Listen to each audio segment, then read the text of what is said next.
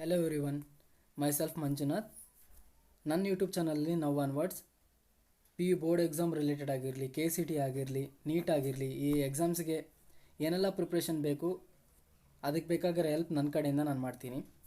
As a NEET aspirant from past few years consecutively bio ಅಲ್ಲಿ out of 360 320+ score ಮಾಡ್ತಾ ಬಂದಿದ್ದೀನಿ.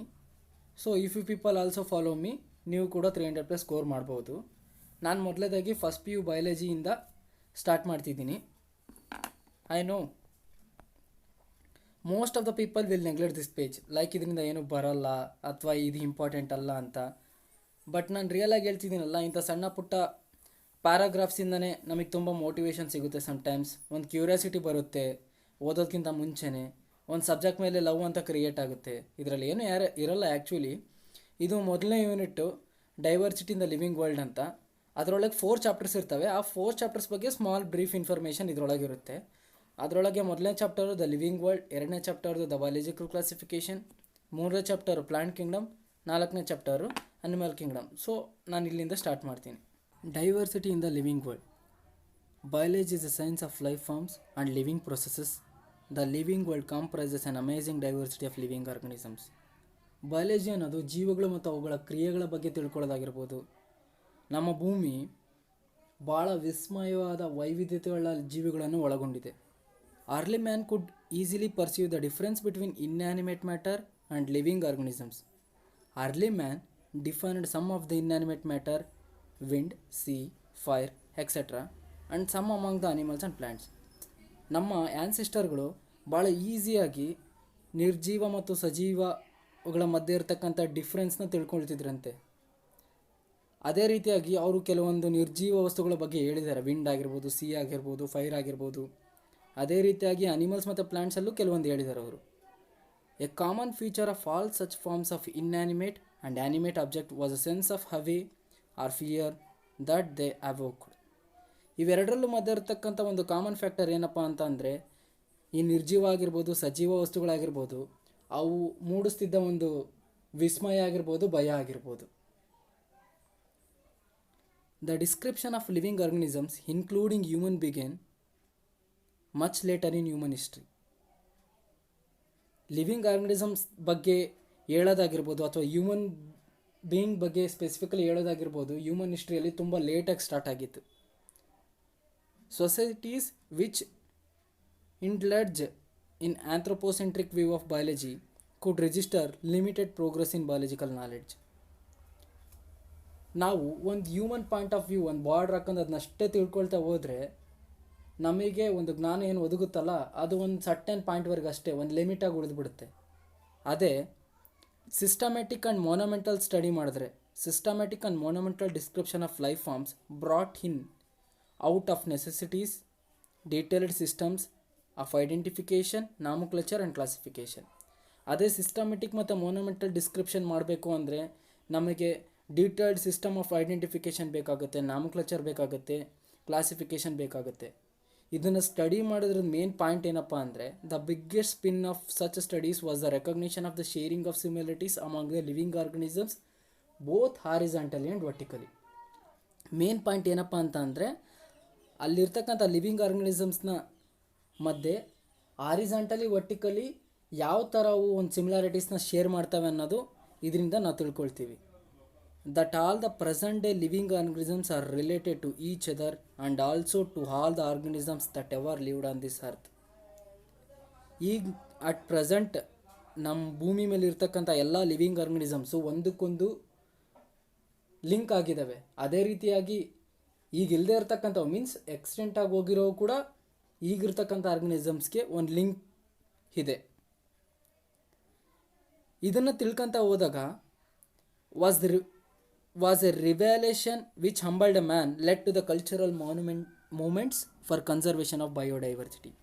ಇದರಿಂದ ಮನುಷ್ಯ ಕೆಲವೊಂದು ಸಾಂಸ್ಕೃತಿಕ ಚಟುವಟಿಕೆಗಳನ್ನು ಮಾಡಿ ಬಯೋಡೈವರ್ಸಿಟಿನ ಕನ್ಸರ್ವ್ ಮಾಡ್ತಾನಂತೆ.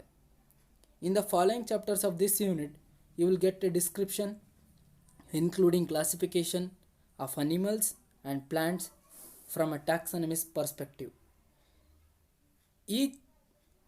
ಈ ಯೂನಿಟಲ್ಲಿ ಬರ್ತಕ್ಕಂಥ ಚಾಪ್ಟರ್ಸಲ್ಲಿ ನೀವು ಕ್ಲಾಸಿಫಿಕೇಷನ್ ಬಗ್ಗೆ ಆಗಿರ್ಬೋದು, ಡಿಸ್ಕ್ರಿಪ್ಷನ್ ಬಗ್ಗೆ ಆಗಿರ್ಬೋದು ತಿಳ್ಕೊತೀರಾ. ಯಾವುದ್ರದ್ದು ಕ್ಲಾಸಿಫಿಕೇಷನ್ ಡಿಸ್ಕ್ರಿಪ್ಷನ್ ಅಂದರೆ ಅನಿಮಲ್ಸ್ ಮತ್ತು ಪ್ಲ್ಯಾಂಟ್ ಬಗ್ಗೆ ಕ್ಲಾಸಿಫಿಕೇಷನ್ನು ಡಿಸ್ಕ್ರಿಪ್ಷನ್ ತಿಳ್ಕೊತೀರಾ. ಯಾರ ಪರ್ಸ್ಪೆಕ್ಟಿವ್ ಆಗಿ ಟ್ಯಾಕ್ಸಾನಮಿಸ್ಟ್ ಯಾವ ಥರ ಅದನ್ನು ನೋಡ್ತಿದ್ರು ಅನ್ನೋದ್ರ ಬಗ್ಗೆ ನೀವು ಈ ಯೂನಿಟಲ್ಲಿ ತಿಳ್ಕೊತೀರಾ.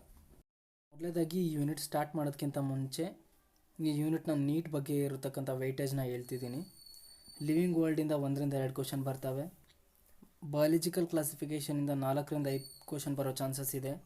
ಪ್ಲಾಂಟ್ ಕಿಂಗ್ಡಮಿಂದ 2-3 ಕ್ವಶನ್ ಬರ್ತವೆ. ಅನಿಮಲ್ ಕಿಂಗ್ಡಮಿಂದ 3-4 ಕ್ವಶನ್ ಬರ್ತವೆ.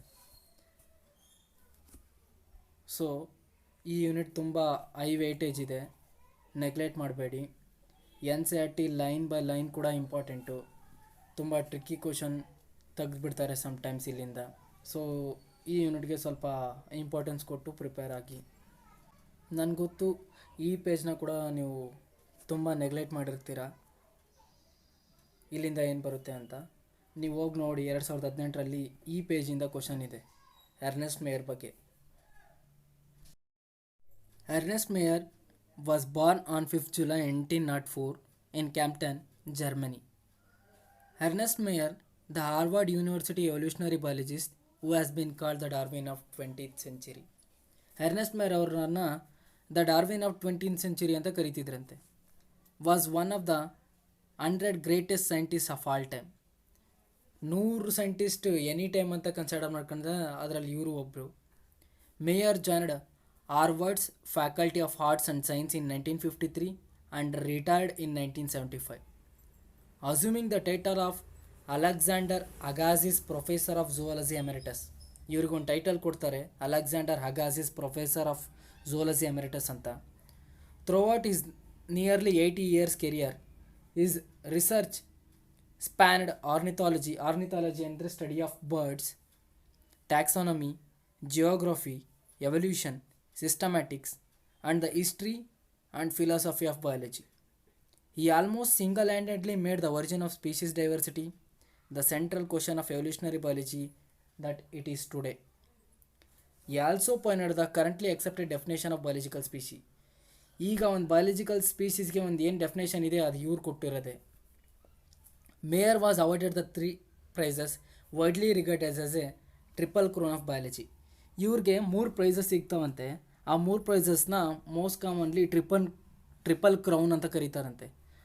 ಮೊದಲನೇ ಪ್ರೈಸು ಬಾಲ್ಜನ್ ಪ್ರೈಸು, ಎರಡನೇ prize the international prize for biology, ಮೂರನೇ ಪ್ರೈಸು ಕ್ರಾಫೋರ್ಡ್ ಪ್ರೈಸ್ ಅಂತ. How wonderful is the living world. The wide range of living type is amazing. ನಮ್ಮ ಜೀವಂತ ಜಗತ್ತು ಎಷ್ಟು ಅದ್ಭುತವಾಗಿದೆ. ಎಂತೆಂಥ ವಿಧ ವಿಧ ರೀತಿಯಾದ ಪ್ರಾಣಿಗಳು, ಪಕ್ಷಿಗಳು ನಮ್ಮ ಸುತ್ತಮುತ್ತ ಇದ್ದಾವೆ. ಅವು ನಮ್ಮನ್ನು ಹೇಗೆ ವಿಸ್ಮಯಗೊಳಿಸ್ತವೆ.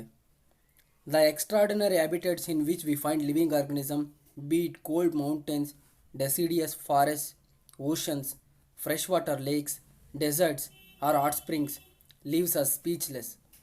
ಕೋಲ್ಡ್ ಮೌಂಟೇನ್ಸಲ್ಲೂ ಕೂಡ ಜೀವ ಕಂಡುಬರುತ್ತೆ, ಡೆಸಿಡಿಯಸ್ ಫಾರೆಸ್ಟಲ್ಲೂ ಜೀವ ಕಂಡುಬರುತ್ತೆ, ಓಷನ್ಸಲ್ಲೂ ಜೀವಗಳಿದ್ದಾವೆ, ಫ್ರೆಶ್ ವಾಟರ್ ಲೇಕ್ಸಲ್ಲೂ ಜೀವಗಳಿದ್ದಾವೆ, ಡೆಸರ್ಟ್ಸಲ್ಲೂ ಜೀವಗಳಿದ್ದಾವೆ, ಹಾಟ್ ಸ್ಪ್ರಿಂಗ್ಸ್ ಅಂದರೆ ಈ ಕುದಿಯುವ ಬೊಗ್ಗೆಗಳು, ನೀರು ಕುದೀತಿರ್ತಾವಲ್ಲ ಅಂಥ ಜಾಗ ಹಾಟ್ ಸ್ಪ್ರಿಂಗ್ಸಲ್ಲಿ, ಅಲ್ಲೂ ಕೂಡ ಜೀವಗಳಿದ್ದಾವೆ. ಇದನ್ನೆಲ್ಲ ನೋಡ್ತಾ ಇದ್ದರೆ ನಮಗೊಂಥರ ಮಾತು ಬರ್ದೇ ಇರೋ ಥರ ಆಗೋಗ್ಬಿಡುತ್ತೆ. The beauty of galloping horse, of the migratory birds, the valley of flowers or the attacking shark evokes away and deep sense of a wonder. ಈ ಓಡುವ ಕುದುರೆಗಳ ಸೌಂದರ್ಯ, ವಲಸೆ ಹೋಗುವ ಪಕ್ಷಿಗಳು, ಹೂವಿನ ಕಣಿವೆಗಳು, ಅಟ್ಯಾಕಿಂಗ್ ಶಾರ್ಕ್, ಇವನ್ನೆಲ್ಲ ನೋಡ್ತಾ ಇದ್ದರೆ ಒಂಥರ ಏನೋ ಒಂದು ವಿಸ್ಮಯ, ಆಳವಾದ ವಿಸ್ಮಯ ನಮಗೆ ಅನಿಸುತ್ತೆ. The ecological conflict and cooperation among members of a population and among population of a community or even the molecular traffic inside a cell make us deeply reflect on what indeed it is life. ಒಂದು ಜನಸಂಖ್ಯೆ, ಒಂದು ಸಮುದಾಯದ ಜನಸಂಖ್ಯೆ ಮಧ್ಯೆ ಇರತಕ್ಕಂಥ ಸಂಘರ್ಷ, ಅಥವಾ ನಮ್ಮದೇ ಬಾಡಿ ಒಳಗಿರ್ತಕ್ಕಂಥ ಓನ್ ಸೆಲ್ ಒಳಗಾಗ್ತಕ್ಕಂಥ ಸಂಘರ್ಷನ ನಾವು ನೋಡಿದ್ರೆ ಅದೇ ಪ್ರತಿಬಿಂಬಿಸುತ್ತೆ ಏನು ಜೀವ ಅಂದರೆ ಏನು ಅಂತ. The question has 2 implicit questions within it. ಈ ಒಂದು ಕ್ವಶನ್ ಒಳಗೆ 2 ಕ್ವಶನ್ ಮತ್ತೆ ಬರ್ತವೆ. The first one is a technical one and seek answer to what living is opposed the non living one. ಫಸ್ಟ್ನೇ ಕ್ವಶನ್ನು ಟೆಕ್ನಿಕಲ್ ಕ್ವಶನ್ನು, ತಾಂತ್ರಿಕವಾದದ್ದು. ಅದಕ್ಕೆ ಆನ್ಸರ್ ಏನು ಬರುತ್ತಪ್ಪ ಅಂತ ಅಂದರೆ, ಜೀವ ಇರ್ತಕ್ಕಂಥದ್ದು ಜೀವ ಇಲ್ಲದೆ ಇರ್ತಕ್ಕಂಥದ್ದಕ್ಕೆ ಹೇಗೆ ವಿರುದ್ಧವಾಗಿದೆ ಅನ್ನೋದಕ್ಕೆ ಹೇಗೆ ವಿರುದ್ಧವಾಗಿದೆ ಅನ್ನೋದೇ ಆನ್ಸರ್ ಫಸ್ಟ್ನೇ ಕ್ವಶನ್ಗೆ. ಎರಡನೇ question, and the second is a philosophical one and see concept to what the purpose of the life is. ಎರಡನೇದು ಫಿಲಾಸಫಿಕಲ್ ಒನ್. ಅದಕ್ಕೆ ಆನ್ಸರ್ ಏನಪ್ಪ ಅಂತ ಅಂದರೆ, ಜೀವ ಇರೋದಕ್ಕೆ ಉದ್ದೇಶ ಏನು ಅಂತ. As a scientist we shall not attempt answering the second question. ವಿಜ್ಞಾನಿಗಳಾಗಿ ನಾವು ಎರಡನೇ ಕ್ವಶನಿಗೆ ಆನ್ಸರ್ ಮಾಡೋದಕ್ಕೆ ಸಾಧ್ಯ ಆಗಲ್ಲ. ಅದು ಒಬ್ಬೊಬ್ಬರ ಪರ್ಸ್ಪೆಕ್ಟಿವ್ ಒಂದೊಂದು ಥರ ಇರುತ್ತೆ ಉದ್ದೇಶ ಏನು ಅಂತ ಕೇಳಿದ್ರೆ. ಸೊ ನಾವು ಜಸ್ಟ್ ಜೀವ ಅಂದರೆ ಏನು ಅಂತ ಏನಿದೆಲ್ಲ ಅದನ್ನು ರಿಫ್ಲೆಕ್ಟ್ ಮಾಡೋದಕ್ಕೆ ಹೋಗೋಣ, ಅದನ್ನು ಪ್ರತಿಬಿಂಬಿಸೋದಕ್ಕೆ ಹೋಗೋಣ, ಏನು ಅಂತ ಹೇಳೋದಕ್ಕೆ ಹೋಗೋಣ. We will try to reflect on what living is. ನೀವು ಇಷ್ಟೋ ತನಕ ನನ್ನ ವೀಡಿಯೋದಲ್ಲಿ ನೋಡಿದ್ದೀರಾ. ಇದನ್ನೆಲ್ಲ ತುಂಬ ರೇರ್ ಟೀಚರ್ಸ್ ಎಕ್ಸ್ಪ್ಲೇನ್ ಮಾಡೋದಾಗಿರ್ಬೋದು, ಅಥವಾ ಯೂಟ್ಯೂಬ್ ವೀಡಿಯೋದಲ್ಲೂ ಕೂಡ ತುಂಬ ರೇರ್ ಅದನ್ನೆಲ್ಲ ಎಕ್ಸ್ಪ್ಲೇನ್ ಮಾಡೋದು. ನಾನು ಅದನ್ನೆಲ್ಲ ಎಕ್ಸ್ಪ್ಲೇನ್ ಮಾಡಿದ್ದೀನಿ. ಸೊ ನಮ್ಮ ಎಫರ್ಟ್ ನಿಮ್ಗೆ ಇಷ್ಟ ಆಗಿದ್ದಲ್ಲಿ ವಿಡಿಯೋನ ಶೇರ್ ಮಾಡಿ, ಸಬ್ಸ್ಕ್ರೈಬ್ ಮಾಡಿ, ಲೈಕ್ ಮಾಡಿ. ನೆಕ್ಸ್ಟ್ ಈ ಲೆಸನಿಂದ ಇನ್ನೂ 4 ವಿಡಿಯೋ ಬರ್ತವೆ. ಒಂದು ಪ್ಲೇಲಿಸ್ಟ್ ಕ್ರಿಯೇಟ್ ಮಾಡ್ತೀನಿ, ದ ಲಿವಿಂಗ್ ವರ್ಲ್ಡ್ ಅಂತ. ನೆಕ್ಸ್ಟ್ 4 ವಿಡಿಯೋ ಇಲ್ಲಿ ಏನಿದಾವೋ ಅದರಿಂದನೇ ಬರೋದು. ವಾಟ್ ಈಸ್ ಲಿವಿಂಗ್ ಅಂತ, diversity in the living world ಅಂತ, 3ನೇದು ಟ್ಯಾಕ್ಸಾನಮಿಕ್ ಕ್ಯಾಟಗರಿಯಿಂದ, 4ನೇದು ಟ್ಯಾಕ್ಸಾನಮಿಕಲ್ ಏಡ್ಸಿಂದ. ಸೊ ಇಷ್ಟೇ. ಎಲ್ರಿಗೂ ಥ್ಯಾಂಕ್ ಯು ಸೋ ಮಚ್.